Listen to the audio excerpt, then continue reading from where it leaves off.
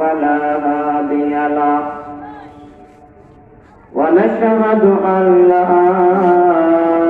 إله إلا الله وحده لا شريك له ونشهد أن محمدا عبده ورسوله أما بعد فأعوذ بالله من الشيطان الرجيم بسم الله الرحمن الرحيم قل إن كنتم تحبون الله فاتبعوني يحببكم الله ويغفر لكم ذنوبكم والله غفور رحيم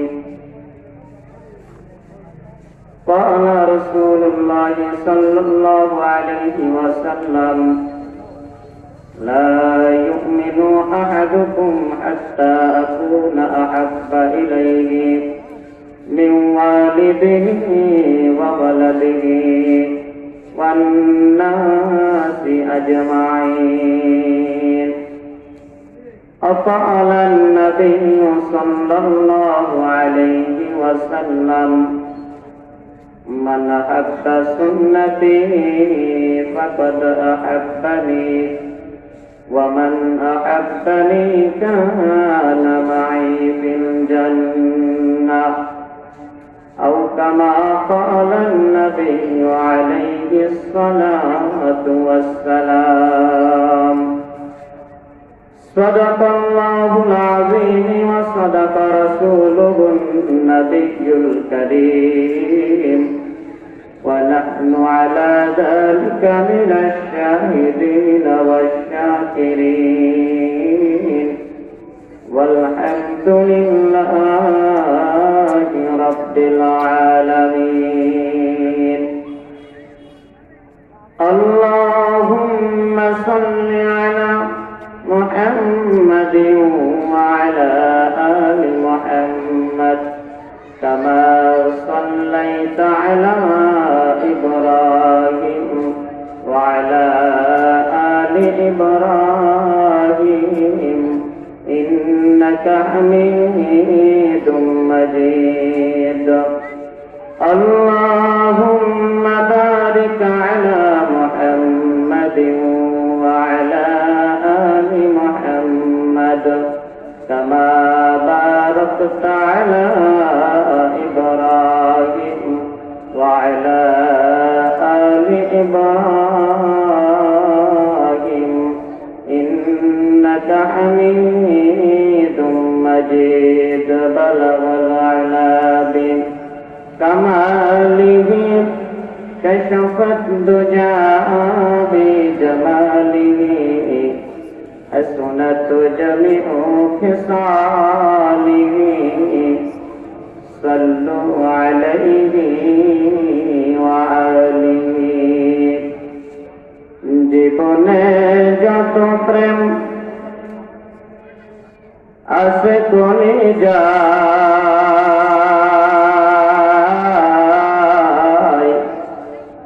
নবীজির তরে সবটুকু দিয়ে দিব হাই বিনিময় যদি শাফায়াত পাই মুছে যাবে জীবনের সব বেতাই বালা বালা লাবি কামালিহি كشفت الدجى بجماله حسنت جميع خصاله صلوا عليه وآله لا إله إلا الله لا إله إلا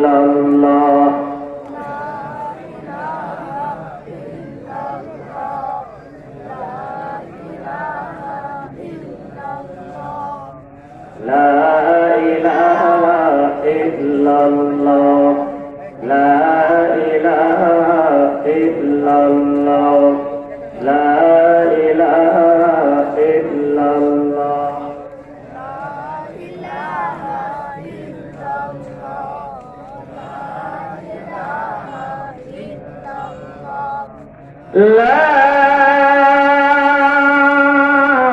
إله إلا الله محمد رسول الله صلى الله عليه وسلم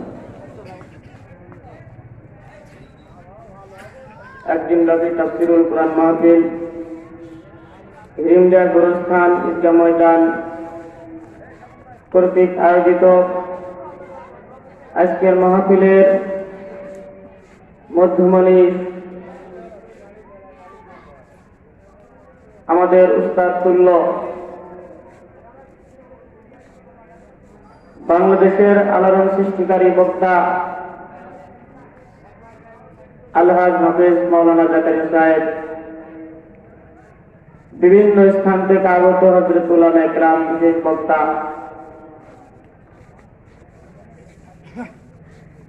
সামনে উপবিষ্ট বাংলার প্রত্যন্ত অঞ্চল থেকে আগত কুরআনের ধারক বাহক মরদ মুজাহিদ, পর্দার অন্তরালে অবস্থানরতা আমার সম্মানিতা মা ও বোনেরা, সবাইকে জানাই আন্তরিক মোবারকবাদ। তো সম্মানিত হাজিরিন, আমি কোনো ভূমিকা টানব না। আমি আপনাদের সামনে পবিত্র কুরআনুল কারীম থেকে একটা আয়াত তেলাওয়াত করেছি। বিশ্ব মানবতার মুক্তির দূত, আকাই নম্বরে তাজদারে মদিনা, সরকার দো আলম নবী মুহাম্মদুর রাসূলুল্লাহ, সকলে বলুন সাল্লাল্লাহু আলাইহি ওয়াসাল্লাম। লক্ষ লক্ষ হাদিসের মধ্য থেকে আমি দুইটা হাদিস আপনাদের সামনে তেলাওয়াত করেছি। তেলাওয়াতকৃত আয়াত এবং হাদিসকে সামনে রেখে সংক্ষিপ্ত আকারে কিছু কথা বলার প্রয়াস চালাবো। আল্লাহ তাআলা যেন আমাকে কিছু হক কথা আমার জবান দিয়ে যেন বের করে দেন। আপনারা সকলে বলুন আল্লাহুম্মা আমিন। সম্মানিত হাজিরিন, আমি আপনাদের সামনে যে আয়াতে কারিমা তেলাওয়াত করেছি, এই আয়াতের ভিতর আল্লাহ রাব্বুল আলামিন ঘোষণা করেন, কুল ইন কুনতুম তুহিব্বুনাল্লাহা ফাত্তাবিউনি ইউহিব্বুকুমুল্লাহ ويغفر لكم ذنوبكم الله غفور رحيم। এই আয়াতের ভিতর আল্লাহ রাব্বুল আলামিন ঘোষণা করেন, ওগো নবী, আমার পক্ষ থেকে আপনি আপনার উম্মতদেরকে জানিয়ে দেন, আপনার উম্মতদেরকে জানিয়ে দিন, ইন কুনতুম তুহিব্বুনাল্লাহ, যদি কেউ আমি আল্লাহ রাব্বুল আলামিনকে ভালোবাসতে চাই, আমি আল্লাহ রাব্বুল আলামিনের সন্তুষ্টি অর্জন করতে চাই, আপনি তাদেরকে বলে দিন ফাত্তাবিউনি, তারা যেন আপনাকে অনুকরণ করে। এখানে একটা বিষয় খেয়াল করতে হবে, আল্লাহ তাআলা এই আয়াতের ভিতর কিন্তু অনুসরণ ইত্তেবা শব্দ ব্যবহার করেছেন। ইত্তেবা শব্দের অর্থ হলো অনুকরণ করা।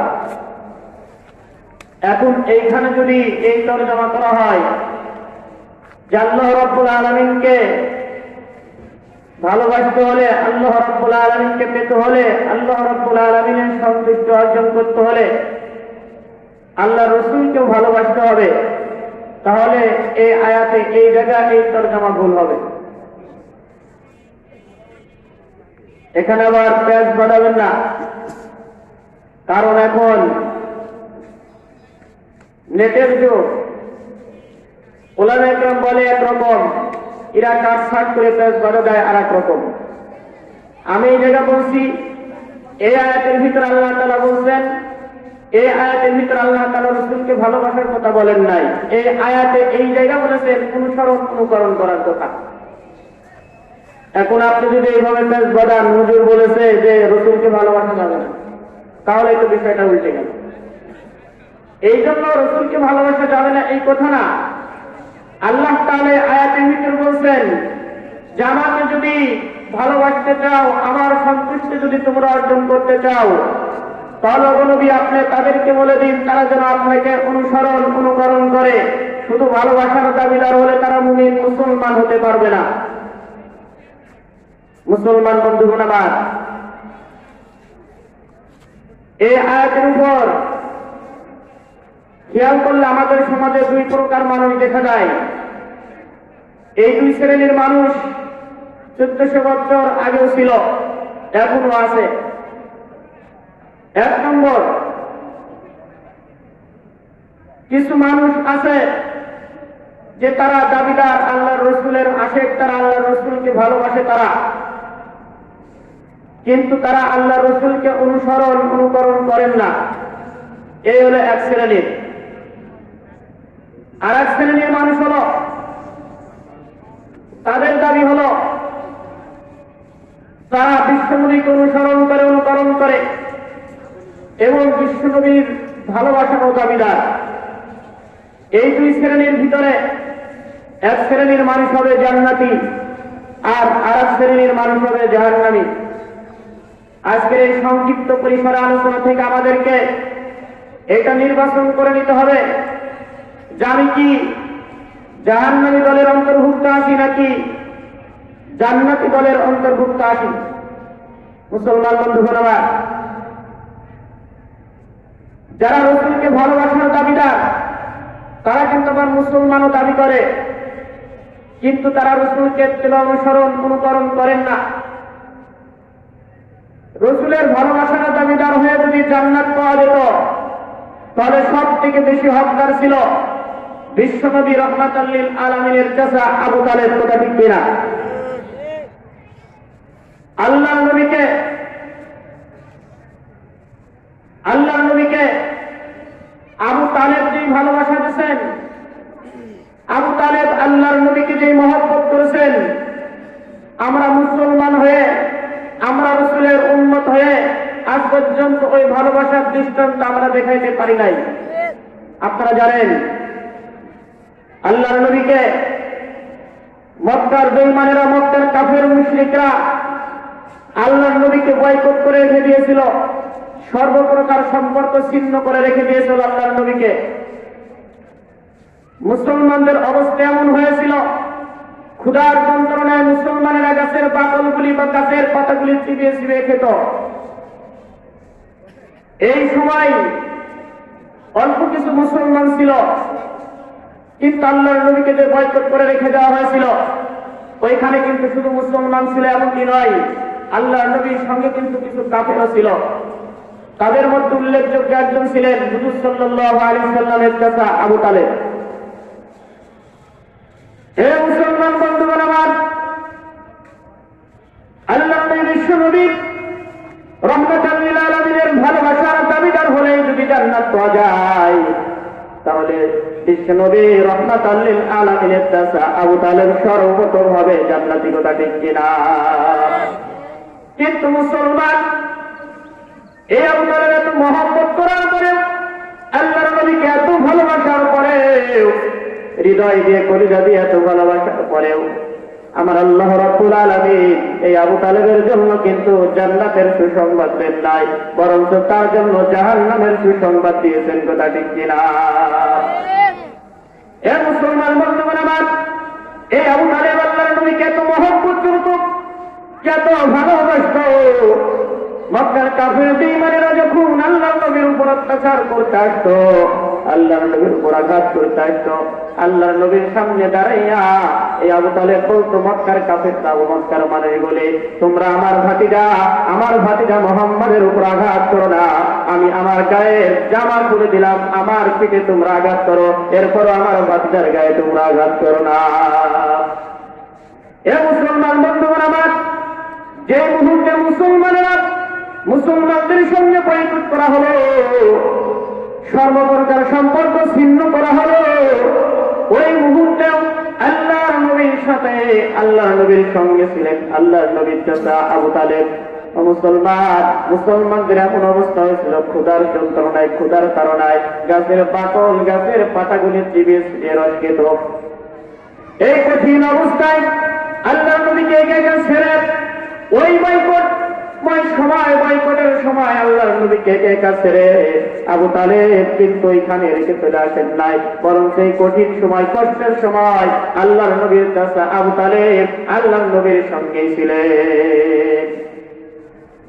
এর দ্বারা বুঝা যায় মুসলমান ভাইরা আমার, ভালোবাসার দাবিদার হলে জান্নাত পাওয়া যাবে এমনটি নয়। ভালোবাসার দাবিদার হলে জান্নাত পাওয়া যাবে না। যদি ভালোবাসার দাবিদার হলে জান্নাত পাওয়া যেত, তাহলে আল্লাহর নবীর চাচা আবু তালেব জান্নাত পেত। কিন্তু আমার আল্লাহ রাব্বুল আলামিন ঘোষণা করে দিলেন, আমার আল্লাহ রাব্বুল আলামিন তার জন্য জাহান্নাম ঘোষণাই করে দিয়েছে। জাহান্নামের মধ্যে আল্লাহ তাআলা সব থেকে নিম্নমানের আযাব যাকে দিবে, সেটা হলো আল্লাহর নবীর খাতিরে হুজুর সাল্লাল্লাহু আলাইহি সাল্লামের চাচা এই আবু তালেবকে সর্বনিম্ন জাহান্নামের আযাব দিবেন। এ মুসলমান বন্ধুগণ আমার, শুধুমাত্র এতটুকুই হয়েছে, কিন্তু জান্নাত তো পাবে না। এইখান থেকে আমাদেরকে বুঝতে হবে, আল্লাহর নবীকে শুধু ভালোবাসলেই হবে না, আল্লাহর নবীকে শুধু ভালোবাসার দাবিদার হলেই হবে না, আল্লাহর নবীকে অনুকরণ করতে হবে। তাহলে আল্লাহ তাআলা আমাদের জন্য ওই অফুরন্ত নিয়ামত জান্নাতের ব্যবস্থা করে দেবেন, ঠিক কিনা? হে মুসলমান বন্ধুগণ আমার, আল্লাহর নবীকে কিন্তু মক্কার কাফের বেঈমানেরা ভালোবাসত। এই মক্কার কাফের বেঈমানেরা ভালোবেসেই আল্লাহর নবীকে আল-আমিন উপাধি দিয়েছিল। এই আল-আমিন উপাধি তো কেউ দেই নাই, মক্কার কাফের বেঈমানেরা এসেছে। তারা মহব্বত করত, ভালোবাসত, আল্লাহর নবী সম্পর্কে জানতো, জানার পরে চেনার পরে এরপরেই না আল্লাহর নবীকে বলেছে আল-আমিন। আল্লাহর নবীর সে ভালো মানুষ মক্কার জমিনে আর থাকতে পারে না, এই উপাধি তো এই মক্কার মানুষগুলি দিয়েছে।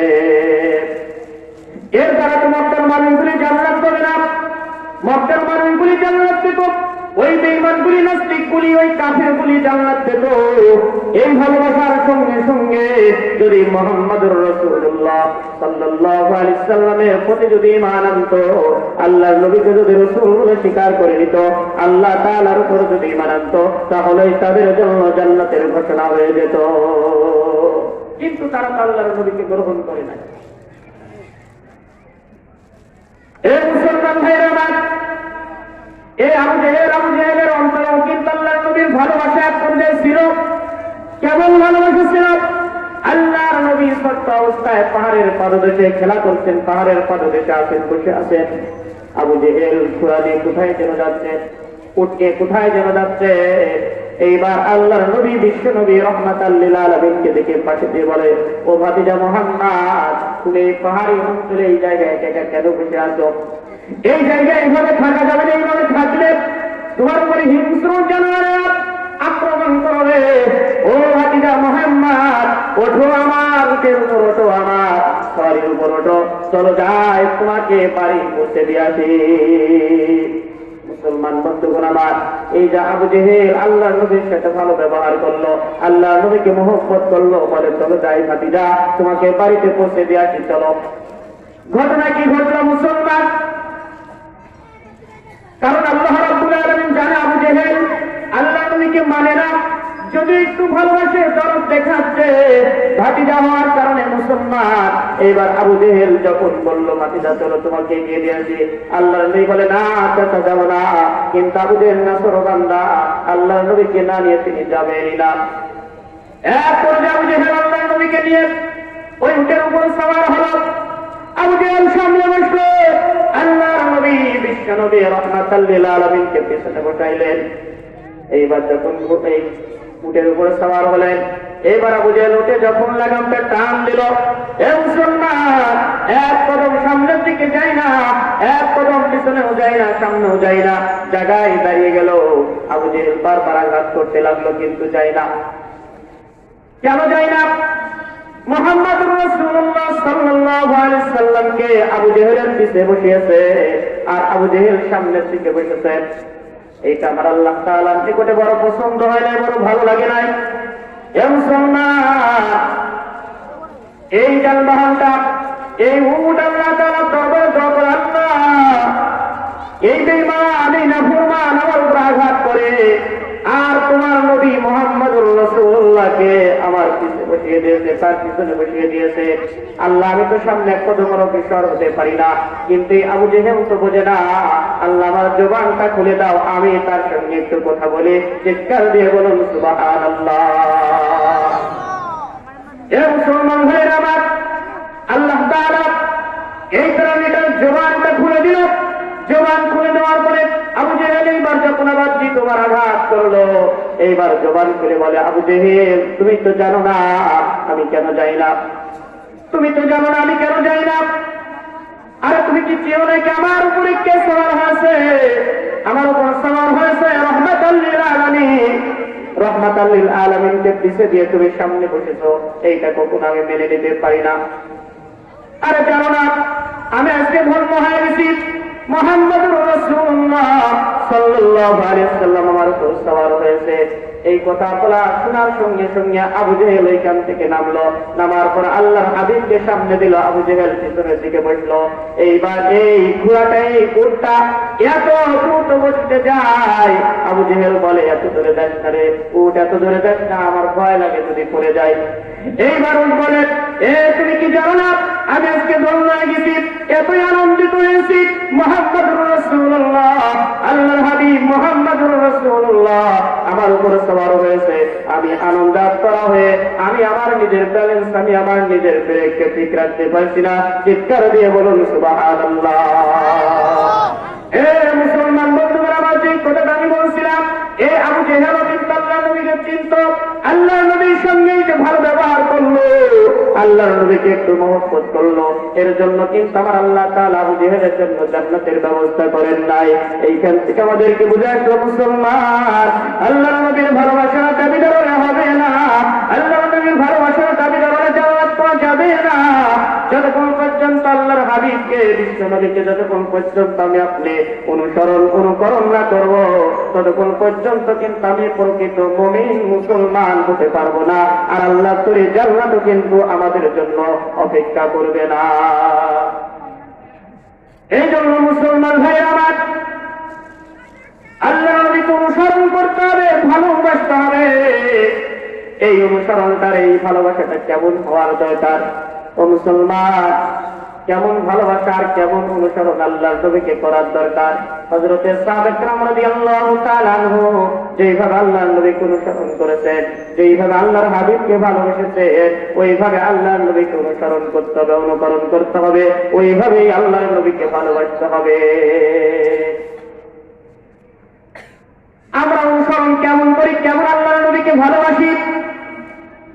আর যে সময় আল্লাহর নবীর নবুয়ত নিয়ে সিনেমি খেলা হয়, আল্লাহর নবীর নবুয়ত নিয়ে টানাটানি করা হয়, আল্লাহ তাআলা ঘোষণা করে দিলেন যে জগতের মধ্যে আর পয়গম্বর আসবে না। আমি মুহাম্মদুর রাসূলুল্লাহ কাকে পয়গম্বর করে দুনিয়ার মধ্যে প্রেরণ করেছি। আমি আমার হাবিবকে জগতের মধ্যে শেষ পয়গম্বর করে জগতের মধ্যে প্রেরণ করেছি। জগতের মধ্যে আর আমি পয়গম্বর আর নবী পাঠাবো না। আল্লাহর নবী বললেন, আনা খাতামুন নাবিয়্যিন লা নাবিয়্যা বা'দ। আল্লাহর নবী নিজেও বললেন, আমি হলো শেষ নবী, আমি হলো আখেরি পয়গম্বর, আমার পরে আর কোনো নবী হবে না। কে মুসলমানের পরেও যদি কেউ নবী হওয়ার দাবিদার করে, এরপরও যদি কেউ নবুয়তের দাবিদার করে, ওইটা একটা আস্থা মুনাফিক, একটা কাফের, ও মুসলমান হতে পারে না। মুসলমান এখন বর্তমান এরকম নবুয়তের দাবিদার, এরকম কাদিয়ানি, যারা কাদিয়ানি আপনারা শুনেছেন, এ মুসলমান এই ভণ্ড কাদিয়ানিরা, এরাও কিন্তু এইরকম ভাবে নবুয়তের দাবি করেছে এখন।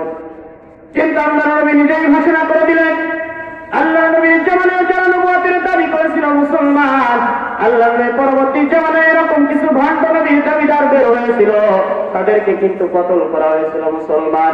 এখনো যদি বাংলার জমিনে, এখনো যদি পৃথিবীর বুকে আল্লাহর এই নবুয়ত নিয়ে যদি সিনেমিনি খেলা হয়, আল্লাহর নবুয়ত নিয়ে, আল্লাহর নবীর নবুয়ত নিয়ে যদি টানাটানি করা হয় মুসলমান, তাহলে আমাদেরকে এর উচিত জবাব দিতে হবে। তাহলেই না প্রমাণ হবে আশিকে রাসূল।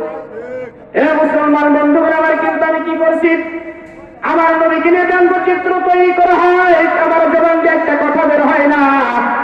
এ মুসলমান, নবীকে নিয়ে ব্যঙ্গ তৈরি করা হয়, নবীকে গালিগালাজ করা হয়, নবীকে নিয়ে কটূক্তি করা হয়, কিন্তু আমার হৃদয় কাঁপে না, আমার অন্তর কাঁপে না। রাসূলের ভালোবাসা ভিতরে নাই, রাসূলের অনুসরণ ভিতরে নাই। শুধু মুসলমান সাইবত টানিয়ে নিয়ে মুসলমান দাবি করে আমি শুধু ঘোরাফেরা করছি। কিন্তু সাহাবায়ে কেরাম রাদিয়াল্লাহু তাআলা আল্লাহর নবীকে কেমন মহব্বত করেছেন মুসলমান, আল্লাহর নবীকে কেমন ভালোবেসেছে।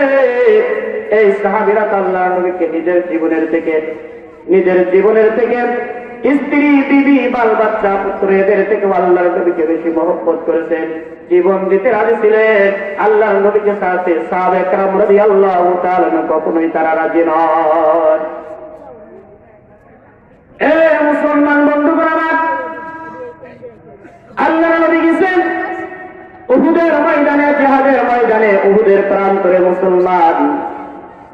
লম্বা ঘটনা, লম্বা ইতিহাস, আমি যাব না। আল্লাহর নবী উহুদের প্রান্তরে যখন লড়াই করতে গেলেন, কাফেরদের সঙ্গে মোকাবেলা করতে গেলেন, দ্বীনের কালিমা উত্তীর্ণ করতে গেলেন, ওইখানে যাওয়ার পর আল্লাহর নবী যখন আঘাত প্রাপ্ত হলে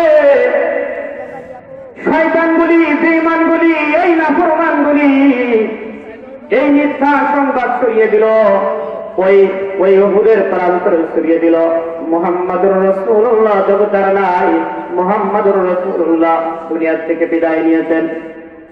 এই সংবাদটা মদিনার অলিতে গলিতে ছড়িয়ে দিল।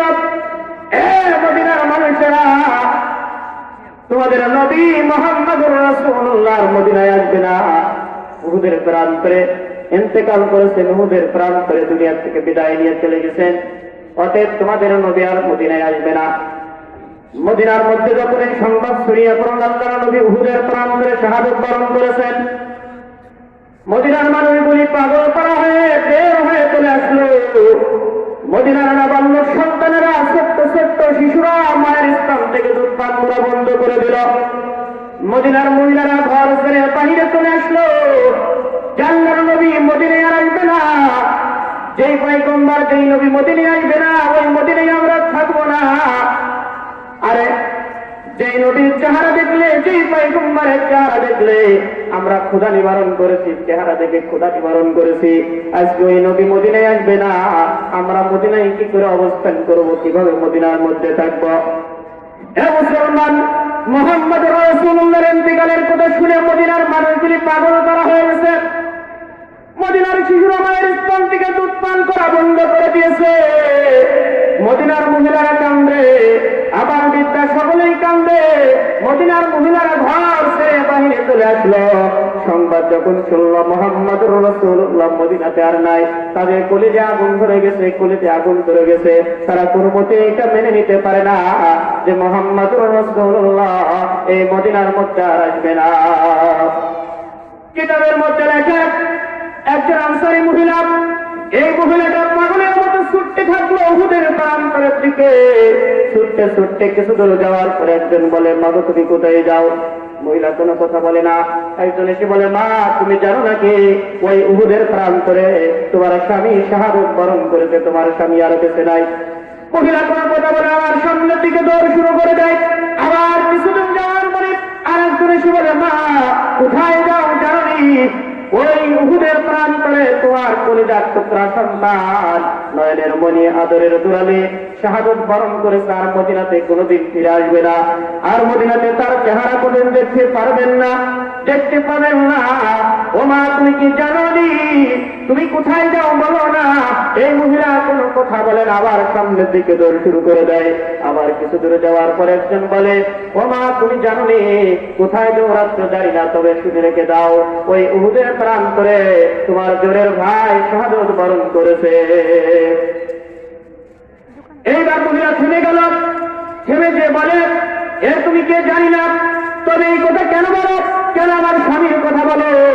কেন আমার কলিজার টুকরা সন্তানের কথা বলো, কেন আমার ভাইয়ের কথা বলো, একবার কে এটা বলতে পারো না মুহাম্মদুর রাসূলুল্লাহ সাল্লাল্লাহু আলাইহি সাল্লাম ওই মদিনা ওই উহুদের প্রান্তরে কোন অবস্থা আছে, কেমন আছে?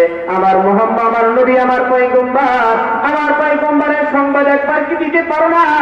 আগে বলো আমার নবী মুহাম্মদুর রাসূলুল্লাহ কেমন আছে, ওই উহুদের প্রান্তরে কোন অবস্থা আছে, কেমন আছে?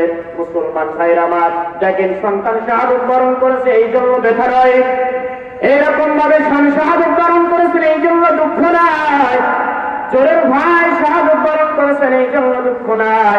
আগে জানতে চাই মুহাম্মদুর রাসূলুল্লাহ কেমন আছে? মুসলমান মহিলা পাগল পাড়ায় ছুটে যখন সামনের দিকে যায়, একজনকে জিজ্ঞাসা করে মদিনায় কি কাফেলা আসছে নাকি, ওই উহুদের প্রান্তরের কাফেলা কি আসছে নাকি?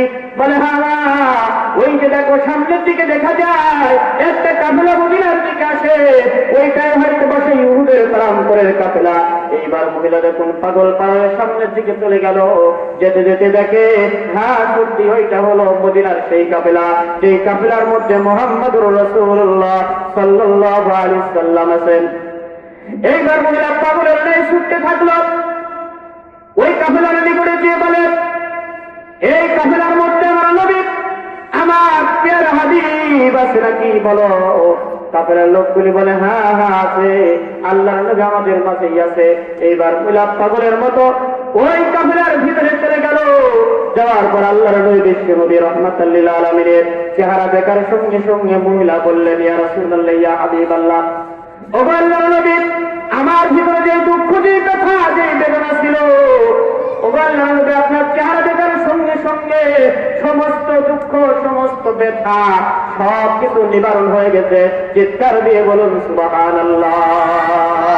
মুসলমান ভাইরা আমার, এই কথাই তো আল্লাহর নবী বলেছেন, এ জগতের মানুষ তোমরা শুনে রেখে দাও, তোমরা কিন্তু ওই পর্যন্ত প্রকৃত মুমিন হতে পারবে না, ওই পর্যন্ত কিন্তু প্রকৃত মুসলমান হতে পারবে না যতক্ষণ পর্যন্ত লা ইউমিনু আহাদুকুম হাত্তা শুনলেন বিশ্ব নবী রাহমাতাল লিল আলামিন জিহাদের ময়দানে যাবেন, দিনের কালিমাকে উত্তীর্ণ করার জন্য আল্লাহর নবী জিহাদের ময়দানে যাবেন।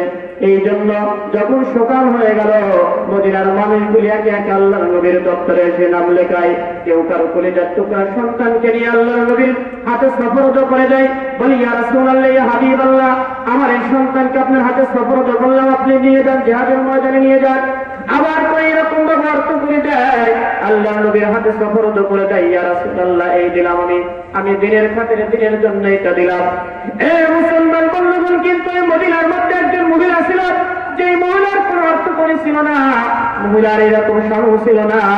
আবার মহিলার যে একজন সাবালক সন্তান থাকবে, যে সন্তানটার আল্লাহ নবীর হাতে সফরদ করে দিবে আর বলবে ইয়া রাসূলুল্লাহ, ইয়া হাবিবাল্লাহ, আমার এই কলিজার টুকরা সন্তানটা নিয়ে যান, আপনি জিহাদের ময়দানে যান, আমার সন্তানটা আপনার জন্য কুরবান করে দিলাম। এই অবস্থা তো মহিলার ছিল না। এইবার মহিলা যখন বেলালের এলান শুনলো, বেলালের এলান যখন মহিলার কানে গেল, মহিলা চিন্তা করলো আল্লাহর নবীর দপ্তর আমার নামটা তো লেখাতেই হবে, আল্লাহর নবীর দপ্তর আমার নামটা তো লেখাতেই হবে, কি করা যায়, কি করা যায়? মহিলা এরকম সারা রাত করে চিন্তা তো করতে লাগলো, গবেষণা করতে লাগলো।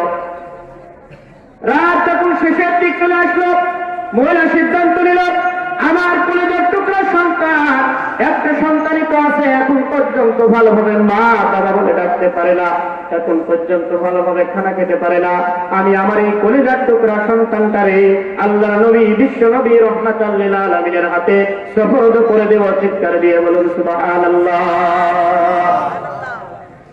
এইবার যখন ফজরের আযান হয়ে গেল, মহিলা ফজরের নামাজ আদায় করে কলিজার টুকরা সন্তানটারে সুন্দর করে সাজাইলেন, গুছাইলেন, সুন্দর কাপড় পরিধান করাইলেন, আল্লাহর নবীর হাতে সুপর্দ করার জন্য মহিলা রওনা দিলেন। আর মনে মনে ভাবে, হায় রে, আমার যদি আজকে স্বামী দেশে থাকতো, আমার যদি অর্থ করে থাকতো, আমি ওইটা আল্লাহর রাসূলের দপ্তরে দিয়ে দিতাম, আল্লাহর রাসূলের নিকটে সুপর্দ করতাম। কিন্তু আমার সম্পদ নাই, আমার স্বামী বেঁচে নাই, বড় কোনো সন্তানও নাই, না জানি আল্লাহর নবী বিশ্ব নবী রাহমাতাল লিল আলামিন এই ছোট্ট সন্তান, এই নাবালক সন্তানটাকে গ্রহণ করবে কিনা। মহিলা দুই চোখের পানি ছেড়ে দিয়ে কাঁদতে কাঁদতে আল্লাহর নবীর দরবারের দিকে রওনা দিলেন। আল্লাহর নবী হযরতে সাহাবা কেরামদেরকে নিয়ে পরামর্শ করেছিলেন কিভাবে কাফেরদের বিরুদ্ধে লড়াই করতে হবে, কে কোথায় দায়িত্ব পালন করবে এইটা বন্টন করেছিলেন আল্লাহর নবী মসজিদে নববীর মধ্যে। ইতিমধ্যে দেখলেন মসজিদে নববীর গেটের সামনে একজন মহিলা এসে দাঁড়াইছে। আল্লাহর নবী বুঝতে পারলেন মহিলা কিছু বলবে, এইবার আল্লাহর নবী ওইখান থেকে উঠে মহিলার নিকটে চলে আসলেন, এসে বললেন, মা ব্যাপার কি, বিষয়টা কি, কিছু বলবেন নাকি? এইবার মহিলা বলি, ইয়া রাসূলুল্লাহ, ইয়া হাবিবাল্লাহ, ও আল্লাহর নবী দালালের আওয়াজ শুনেছি আপনি নাকি জিহাদের ময়দানে যাবেন, আপনি নাকি কালিমার পতাকা উত্তীর্ণ করার জন্য জিহাদের ময়দানে যাবেন। কিন্তু ইয়া রাসূলুল্লাহ, ইয়া হাবিবাল্লাহ, আমার মনে বড় তামান্না, মনে বড় আশা যে আপনার দপ্তরে আমার নামটা লেখাইব, কিন্তু কিছু নাই কি যে আপনার দপ্তরে আমার নামটা লেখাইব। এই জন্য সিদ্ধান্ত নিয়েছি, ও আল্লাহর নবী, আমার একটা মাত্র, শুধুমাত্র একটা কলিজার টুকরা সন্তান আছে, যে সন্তানে কোনো বড় হয়নি। ইয়া রাসূলুল্লাহ, এই যে আমার কলিজার টুকরা সন্তান আমার কোলে আছে, ইয়া রাসূলুল্লাহ, আমি সিদ্ধান্ত নিয়েছি আমার এই সন্তানটার আপনার হাতে সুপর্দ করব, আর আপনি জিহাদের ময়দানে নিয়ে যাবেন। চিৎকার দিয়ে বলুন সুবহানাল্লাহ। আল্লাহ মহিলার দিকে তাকিয়ে বলে, মা, এইটা কি সম্ভব নাকি? বলে, এইটা কি সম্ভব? আমরা মুসলমানেরা সংখ্যায় কম, আমাদের মুজাহিদ কম, আবার তোমার এই কলিজার টুকরা সন্তানটারা যদি জিহাদের ময়দানে নিয়ে যেতে হয়, তাহলে এই সন্তানটা রাখার জন্য আমাদের আর একজন সৈনিক নিযুক্ত করা লাগবে। এই সন্তানটা রাখার জন্য আর একজন সৈনিক নিযুক্ত করা লাগবে। এমনিতে আমরা সংখ্যায় কম, আবার তোমার সন্তানটারে নিয়ে আর একজন সৈন্যকে ওইখানে নিযুক্ত করবে, এটা কি হয় নাকি? অতএব যাও, তোমার সন্তান জিহাদের ময়দানে দেওয়া লাগবে না, জিহাদের ময়দানে দেওয়া লাগবে না, আমি মুহাম্মদুর রাসূলুল্লাহ তোমার প্রতি সন্তুষ্ট আছি, যাও তোমার সন্তানটারে নিয়ে তুমি চলে যাও। এইবার মহিলা দুই চোখের পানি ছেড়ে দিয়ে কান্দা বলি, ইয়া রাসূলুল্লাহ, ইয়া হাবিবাল্লাহ, বেয়াদবি মাফ করবে, আপনি যে এই কথা বলবে যে জিহাদের ময়দানে আমার কলিজার টুকরা সন্তানটারে রাখার জন্য আপনার আর একজন সৈন্য নিযুক্ত করা লাগবে। ইয়া রাসূলুল্লাহ, ইয়া হাবিবাল্লাহ, খোদার কসম, না না, আমার সন্তানটারে রাখার জন্য কোন সৈন্য নিযুক্ত করা লাগবে না। মহিলা বলি, ইয়া রাসূলুল্লাহ, আমার এই কলিজার টুকরা সন্তানটারে আমি মা হয়ে আপনার হাতে সুপর্দ করলাম।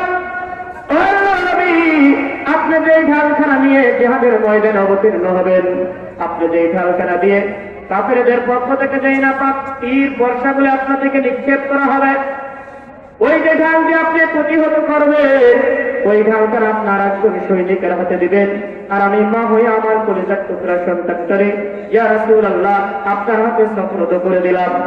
ও আল্লাহর নবী, আপনার হাতে সুপর্দ করে দিলাম, নিয়ে যান, জিহাদের ময়দানে যান। জিহাদের ময়দানে যাওয়ার পরে ওই কাফির বেঈমান মুশরিকের পক্ষ থেকে আপনার বিরুদ্ধে যখন এই নাপাক তীর বর্ষাগুলি নিক্ষেপ করা হবে, ইয়া রাসূলুল্লাহ, ইয়া হাবিবাল্লাহ, আমার এই কলিজার টুকরা সন্তানটার এই কচি পটিকানা আপনি এই নাপাক তীরের সামনে এরকম যেই দিক থেকে যেইভাবে আসবে না কেন, আমার কলিজার টুকরা সন্তানের এই কচি পটিকানা কেটে দিবেন। চিৎকার দিয়ে বলুন সুবহানাল্লাহ। এ মুসলমান বন্ধুগণ, আমার এই জন্যই আল্লাহর হাবিব বলেছেন, লা ইউমিনু আহাদুকুম, আল্লাহর নবী বলেছেন, তোমরা ততক্ষণ পর্যন্ত মুমিন হতে পারবে না, ততক্ষণ পর্যন্ত মুমিন মুসলমান হতে পারবে না। লা ইউমিনু আহাদুকুম হাত্তা ইয়াকুনা হাক্কা ইলাইহি মিন ওয়ালিদিহি ওয়া ওয়ালাদিহি ওয়ান নাস আজমাইন, যতক্ষণ পর্যন্ত তোমরা তোমাদের কলিজার টুকরা সন্তান এবং তোমাদের বিবি বাল বাচ্চা ওয়ান নাস আজমাইন, এমনকি জগতের সমস্ত মানুষ থেকে যতক্ষণ পর্যন্ত তোমরা আমার রাসূল, আমার পয়গম্বরকে, আমি হাবিবকে অনুসরণ না করবে, আমি রাসূলকে অনুসরণ না করবে, ভালো না বাসবে, ততক্ষণ পর্যন্ত কিন্তু তোমরা মুমিন মুসলমান হতে পারবে না। এখন চিন্তা করে দেখুন, আমার কলিজার মধ্যে আল্লাহর হাবিবের মহব্বত কতটুকু আছে। আমার কলিজার মধ্যে আমার সন্তানের চেয়ে, আমার বিবির চেয়ে, জগতের সমস্ত মানুষ থেকে আমার হাবিবের মহব্বতকে আমার কলিজার মধ্যে আসে কিনা? আমার দলের চেয়ে, আমার নেতার চেয়ে আমার রাসূলের মহব্বত, আমার রাসূলের ভালোবাসা আমার কলিজার মধ্যে আসে কিনা? এটা নিজেকে নিজে একবার প্রশ্ন করে দেখেন, তাহলে এই প্রশ্নের অ্যান্সার এমনি বের হয়ে আসবে। এ মুসলমান বন্ধুগণ আমার, যদি তাই না হয়, যদি আমার কলিজার মধ্যে এখন পর্যন্ত মুহাম্মদুর রাসূলুল্লাহর মহব্বত যদি আমি না আনতে পারি, যদি আমার কলিজার মধ্যে আল্লাহর নবীর ভালোবাসা জগতের সব থেকে বেশি না আনতে পারি, আমার কলেজার মধ্যে আমার পয়গম্বরের ভালোবাসা যদি বর্তমান না হয় মুসলমান, যদি আপনি মুসলমান দাবি করেন না কেন, যদি আপনি বড় বড় জুব্বা পরেন না কেন, যদি আপনি টুপি এইরকম রাখেন 24 ঘন্টা মাথায় দিয়ে থাকেন না কেন, এ মুসলমান যদি আপনি সামনের কাতারে দাঁড়িয়ে জামাতের সাথে নামাজ আদায় করেন না কেন, এ মুসলমান যদি আপনি হাজি গাজি যাই হন না কেন, যতক্ষণ পর্যন্ত আপনার কলিজার মধ্যে মুহাম্মদুর রাসূলুল্লাহ ভালোবাসা সব থেকে জগতের বেশি না হবে, মুহাম্মদুর রাসূলের ইত্তেবা যতক্ষণ পর্যন্ত আপনার মধ্যে না আসবে, আপনি মুসলমান দাবি করলেও আপনি আসলে মুসলমান নয়, আপনি হলো টাটকা একটা মুনাফিক। কথা ঠিক কিনা? আল্লাহর নবীকে এতই ভালোবাসতেন সাহাবা একরাম রাদিয়াল্লাহু তাআলা আনহুম। আল্লাহর নবীর ইন্তিকালের কথা শোনার সঙ্গে সঙ্গে মদিনার অলিতে গলিতে শোকের ছায়া নেমে গেছে মুসলমান। আল্লাহর নবীর ইন্তিকালের কথা শুনলে যে মুহাম্মদুর রাসূলুল্লাহ যে দিন ইন্তিকাল করলে, ওই দিনে মদিনার মানুষগুলি কিভাবে পাগল পারা হয়ে গেল। কিতাবের মধ্যে লেখে আল্লাহর নবী এই দিন জগতের মধ্যে আগমন করলেন, যেই দিন আল্লাহর নবী জগতের মধ্যে আসলেন, ওই দিন পাহাড় পর্বত নদী নালা গাছপালা তরুলতা সবকিছু আনন্দে উৎফুল্লিত হয়ে সবকিছু এরকম ভাবে গান গিয়েছিল। কিন্তু আল্লাহর নবী বিশ্ব নবী রাহমাতাল লিল আলামিন যেই দিন জগতের থেকে দুনিয়ার থেকে বিদায় দিয়ে চলে গেলেন, ওই দিন কিতাবের মধ্যে লেখে, ইতিহাসে লেখে আল্লাহর নবীর ইন্তেকালে গাছের পাতাগুলি আঁকড়ে গিয়েছিল, গাছের পাতাগুলি কেমন যেন নিস্তেজ হয়ে গিয়েছিল। এ মুসলমান, শুধু তাই নয় সাহাবীরা পাগল করা হয়ে গেলেন, সাহাবীরা পাগলের মতো ছুটাছুটি করতে লাগলে।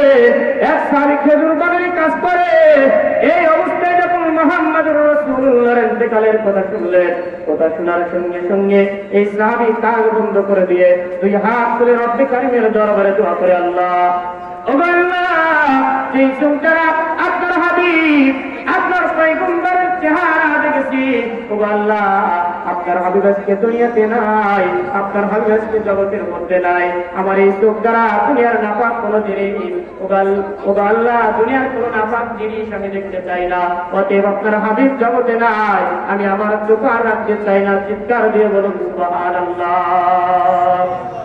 এ মুসলমান বন্ধুগণ আমার, দেখেন সাহাবীরা কিভাবে আল্লাহর নবীকে মহব্বত করেছে, নিজের জীবনের থেকে আল্লাহর নবীকে বেশি ভালোবেসেছে, নিজের জীবনের থেকে আল্লাহর নবীকে বেশি মহব্বত করেছে। এই জন্য মুসলমান আজকের থেকে সিদ্ধান্ত নিতে হবে, দৃঢ় প্রতিজ্ঞাবদ্ধ হতে হবে, সংকল্পবদ্ধ হতে হবে যে আল্লাহর নবীর ভালোবাসা, আল্লাহর নবীর মহব্বত জগতের ভিতরে সব থেকে বেশি আমার অন্তরের মধ্যে পয়দা করতে হবে। যদি এটা আমি না পারি মুসলমান, বলে আমি মুমিন মুসলমান হতে পারবো না। কিতাবের মধ্যে লেখা সাহাবী আল্লাহ তাআলার দরবারে দোয়া করলেন, দোয়া করার সঙ্গে সঙ্গে আমার আল্লাহ তাআলা দোয়া কবুল করে দিলেন। সঙ্গে সঙ্গে সাহাবী বন্ধ হয়ে গেল। যতদিন পর্যন্ত জগতের মধ্যে ছিলেন আল্লাহর নবী সাহাবী অবস্থায় ছিল।